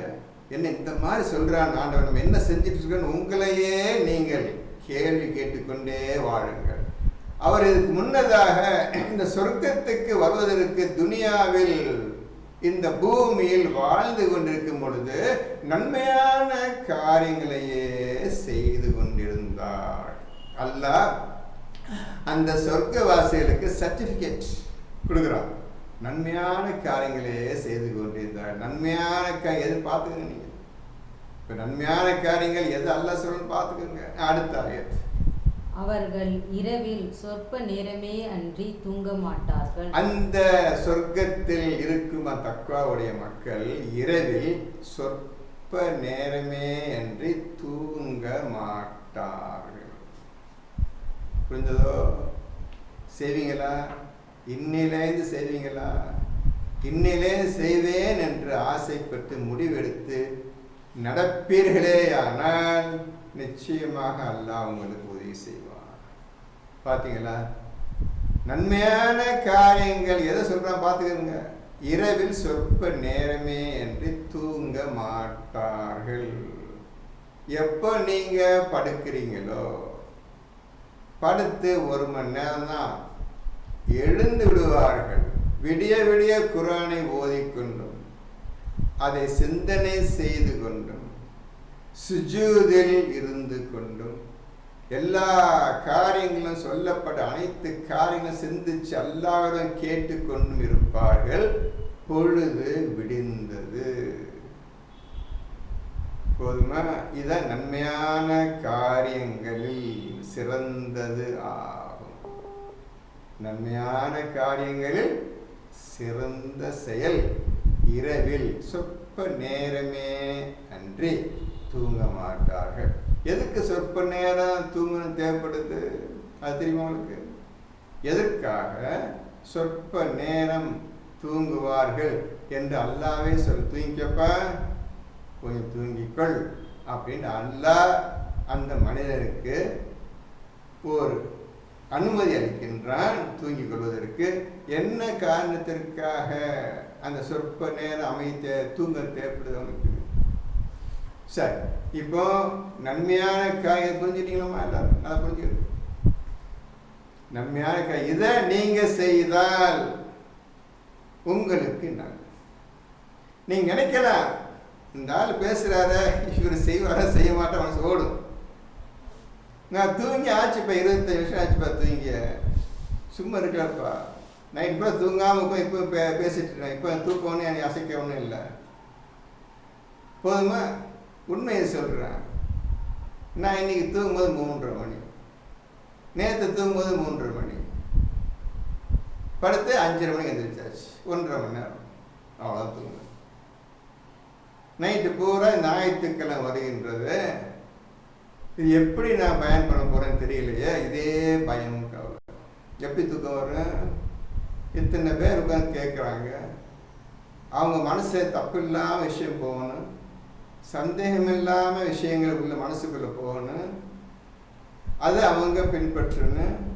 இதே மாதிரி நாம் ஓதணும், இந்த மாதிரி நாம் அர்த்தம் எடுக்கணும்னு அவங்க ஆசை உண்டாகணும். இந்த மாதிரி எண்ணத்திலே உட்கார்ந்து பொழுது விடிஞ்சிருதுப்பா. எங்கப்பா தூங்க முடியும்? மவுத்து தான்ப்பா எனக்கு தூக்கம். சொல்லிடுறேன்ப்பா, இறப்பு தான், மரணம் தான் என்னுடைய தூக்கம். இந்த நல்ல செயல்களை செய்ய விட்டுன்னு எப்படி தூங்குதுன்னா, நான் தூங்கிட்டு இருக்க மலக்கள் முகத்து உயிர் வாங்கிட்டு போயிட்டானா முடிஞ்சிருக்கப்பா, கைக்கால முடிஞ்சிச்சுப்பா. உஷாராக இருக்குன்னு எச்சரிக்கையாக இருக்கு. எந்த சமயத்தை வழக்கு வருது, எந்த சமயத்தை ஒருத்தவனை மரணம் அப்படி தெரியாத. அப்போ உஷாராக முடிச்சுட்டே இருக்கேன்னு ஓதிக்கிட்டு ஓதில் சிந்தனை செய்து கொண்டு அப்படி இல்லப்பா இருக்கேன்னு என்ன சொல்றீங்கப்பா? சார் இப்போ இந்த முடிச்சாம சிஸ்டிட்டு இப்போ 62வது சூறாவை உங்களுக்கு சுருக்கம் இப்போ முடிச்சிருக்குமா? சொற்ப நேரமின்றி தூங்க மாட்டார்கள். அப்புறம் அவர்கள் அஸ்ஹார் நேரங்களில் மன்னிப்பு கோரிக் கொண்டிருப்பார். அஸ்ஹார் ஒரு நேரம் ஒன்று டைம், அந்த நேரத்துக்கு அஸ்ஹார். எப்படி ஃபஜ்ருன்னு ஒரு நேரம், அந்த நேரத்துக்கு பேர் ஃபஜ்ர். இன்னொரு நேரம் இருக்கு சுபஹ், இன்னொரு நேரம் இருக்கு ஃபலக். இன்னொரு நேரம் இருக்குது அஸ்ஹா. நல்லா போய் 4 விதமான நேரங்களை அல்லாஹ் இந்த குர்ஆனில் குறிப்பிட்டிருக்கின்றான். இந்த 4க்கு அர்த்தம் தெரியாது. என்ன காரணத்துக்கு எந்த செயலுக்கு ஃபஜ்ர் போடணும், எந்த விஷயத்துக்கு சுபஹ்னு போடணும், விடியற்காலின்னு போடணும், எந்த விஷயத்துக்கு அஸ்ஹா அர்த்தம் தெரியாது, ஃபஜ்ருக்கு அர்த்தம் தெரியாது, அஸ்ஹா அர்த்தம் தெரியாது. எந்த நேரத்தை அஸ்ஹா நேரத்தில் பாவ மன்னிப்பு கோரிக்கொண்டிருப்பார்கள். நல்லா புரிஞ்சுக்கோங்க. இரவில் சொற்ப நேரமாக தான் தூங்குவாங்க. அந்த முழிச்சிருக்க சமயம் பூரா மன்னிப்பு கேட்ட செய்த பாதம் மன்னிச்சிரியாலாம் மன்னிப்பு கேட்டுக்கொண்டே இருப்பார்கள். இப்போ இரவு நேர தூக்கத்தை விட்டு இன்னையிலிருந்து நிறைய ஓத வேண்டியிருக்கின்றது, எழுதவும் வேண்டியிருக்கின்றது, செய்யுங்க. முடிஞ்சா இப்போ நான் சொன்னதில் சந்தேகம் வர அல்லாஹ் சந்தேகம் வராது. இப்போ உங்கள் ஒவ்வொரு இடமும் ஒரு கேள்வி கேட்க போகின்றேன். நீங்கள் அதனை கேட்டு பதில் போடுங்க.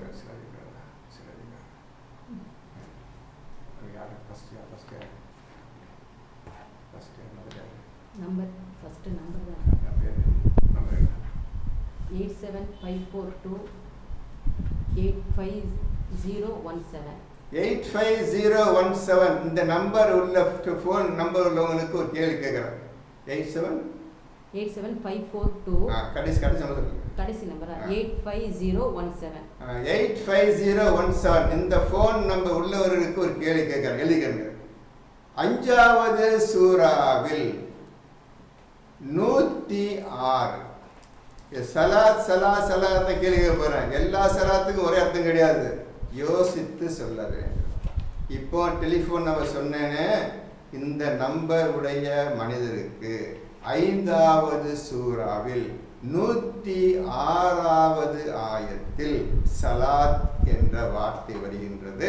அந்த சலாத் என்ற வார்த்தைக்கு என்ன அர்த்தம் என்று நீங்கள் யோசித்து பதில் சொல்லணும். அடுத்த நம்பர் பேரு அடுத்தது நம்பர் தான் 01892 கடைசி நம்பர் 01892 கடைசி நம்பர் 01892. இந்த டெலிஃபோன் நம்பர் உள்ளவர்களுக்கு அடுத்த கேள்வி வந்து 4வது சூராவில் 101.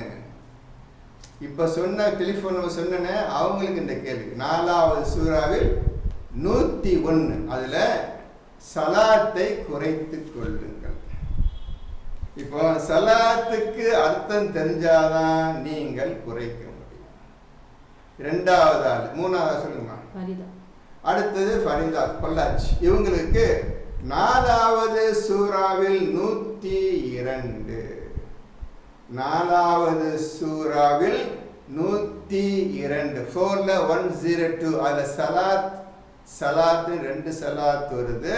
முடிஞ்சன அதில் சுஜூத் என்ற வார்த்தையும் வருகின்றது.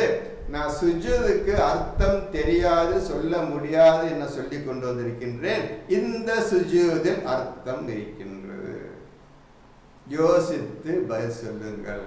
அவங்களுக்கு சொல்லியாச்சு. 4ல 102. நெக்ஸ்ட் அஸ்வாகனி 4ல 103 4ல 103 அதில் சலாத் முடிந்தது. சலாத் என்ற வார்த்தை வருகின்றது. இந்த சலாத்துக்கு அர்த்தம் என்ன? நெக்ஸ்ட் ஒரு பேர் போட்டிருக்குது. நான் அவங்களுக்கு அவங்களுக்கு ஒரு நம்பர் சொல்றேன், கேட்டுங்க. 2ல 177 சலாத் வருதுல. 177 ஏமா சலாத் அது 2ல 177 சலாத்தின் வரிசை வருங்க.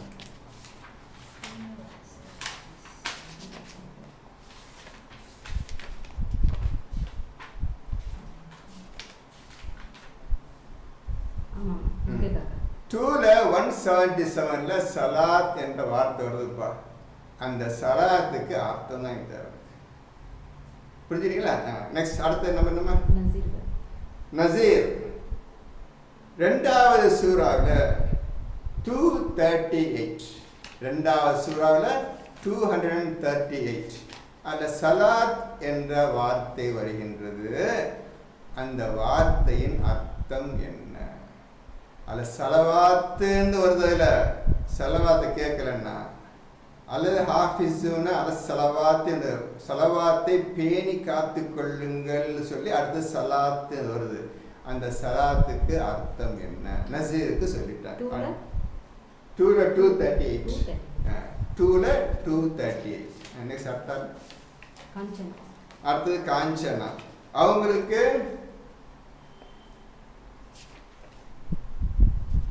4ல் 43, 4ல் 43 குறிச்சுங்கம்மா. 4ல் 43 ரொம்ப முக்கியமான ஆயத். கஷ்டப்பட்டு கண்டுபிடிங்க, இல்லாட்டி பரவாயில்ல, மற்றவங்க சொன்னதுக்கு அர்த்தம் கண்டுபிடிங்க. இது நல்ல விஷயம். அது சலாத்துக்கு அர்த்தம் தெரிஞ்சாதான் நீங்க சலாத்தை நினைத்த முடியும்.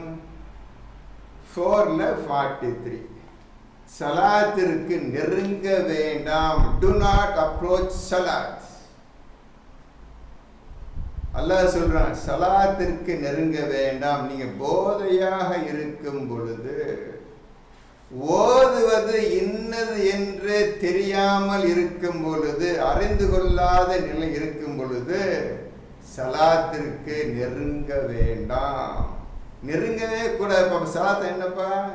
உங்களுக்கும் தெரியாது, எனக்கு யாருக்கும் தெரியாது. தெரிஞ்சாலும் சொல்ல முடியாது. தெரிஞ்ச ஒருத்தனிங்க உலகத்து கிடையாது. ஆனால் தைரியம் சிந்தனை செய்யுங்க. உங்களுக்கு அல்லாஹ் உங்களுக்கு அறிவை தருவான், விளக்கத்தை கற்றுத் தருவான். விடாம என்னதான் இருக்கணும், ஒவ்வொரு வார்த்தையும் யோசிச்சுப்பார். அர்த்தம் என்ன? அர்த்தம் அவ்வளோ என்ன? இப்போ இது சரி, உங்களுக்கு 11ல் 114 இது உங்களுக்கு 11ல் 114. பகலின் இரு முனைகளிலும், நல்லா புரிஞ்சுக்கிறீங்க, அர்த்தத்தை கவனிக்கிறீங்க. பகலின் இரு முனைகளிலும் 11ல் 114.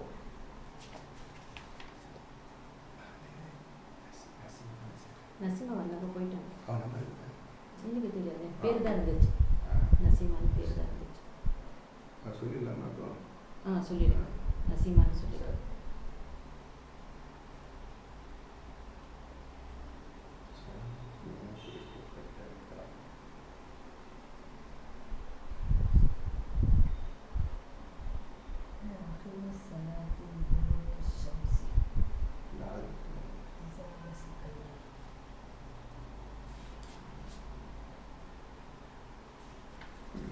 இப்போ வந்தவங்களுக்கு மட்டும் சொல்லியிருக்கிறேன், இந்த எழுதி கொள்ளுங்கள். நசீமாவும் வந்தாங்க, போயிட்டாங்க.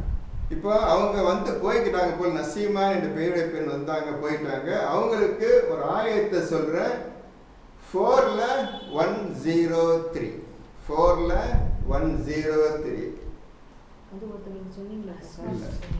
கடந்த சலாத் நேரம் குறிப்பிடப்பட்ட நேரமாகும், கட்டாய கடமையாகும், குறிப்பிடப்பட்ட நேரமாகும் சலாத். 4ல் 103. இப்போ வேற இருக்கிறாங்க.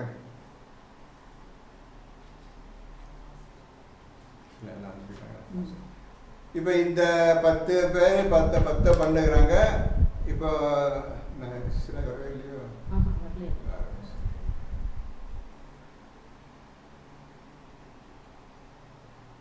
இப்போ என்ன விஷயம் கேட்டா,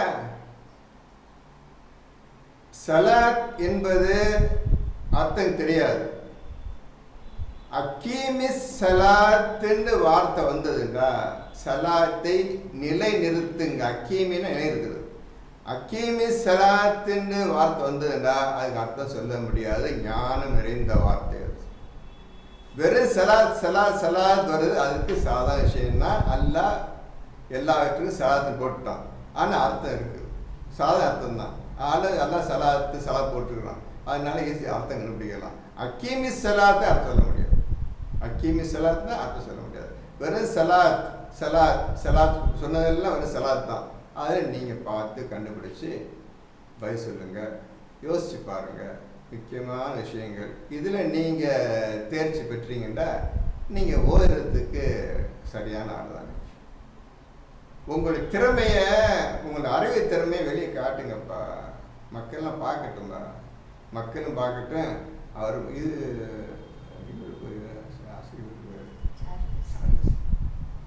இல்லை போயிட்டார், வந்தார் போயிட்டார்.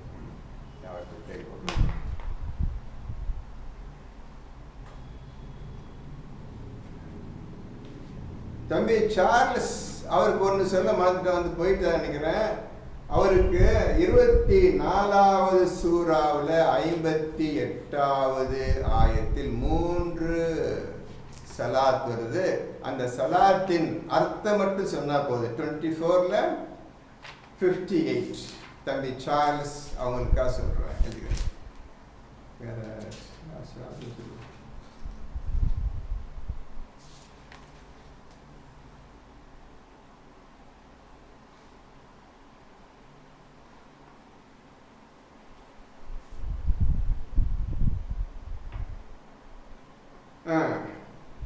தம்பி சிராஜ் சாகா அவங்களுக்கு 17வது சூறாவில் 110. இந்த நம்ம எழுதிக்கிறோங்க. எல்லாருமே எல்லாத்தையும் அர்த்தம் கண்டுபிடிக்கணும். ஒவ்வொருத்தருக்கும் தனித்தனியாக ஒரு வேலை கொடுத்துக்கிறாங்க, செய்யுங்க. 17ல் 110 தம்பி சிராஜ் சாகா அவர் குடும்பத்தில் இருக்காங்க.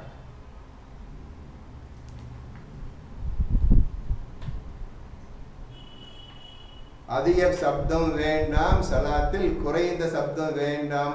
17ல் 110 இதுக்கு சிராய்ஸாக பதில் சொல்லட்டும்.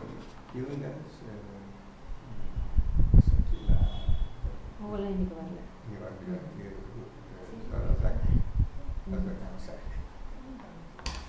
சரி தம்பி, மணி என்ன ஒன்றையா 1:00. இப்போ இதுவரை நான் பேசியதை நன்றாக சிந்திச்சு பாருங்க. கஷ்டமே இருக்க, ஈஸியாக சொல்லிட்டு உங்களுக்கு இந்த மாதம் ஒவ்வொரு ஆயத்தையும் குறை ஓதுனீங்க. பிஸ்மில்லாஹி அடுத்த வாரம் நல்ல விஷயங்களை மேற்கொண்டு பார்ப்போம். அதுக்காக அல்லாஹ்வை பிரார்த்திச்சுட்டே இருங்க. நல்ல விஷயம் எப்போதுமே பேசணியாலான்னு துவா கேட்டுருங்க. பிஸ்மில்லாஹ் அல்ஹம்துலில்லாஹி ரப்பில் ஆலமீன்.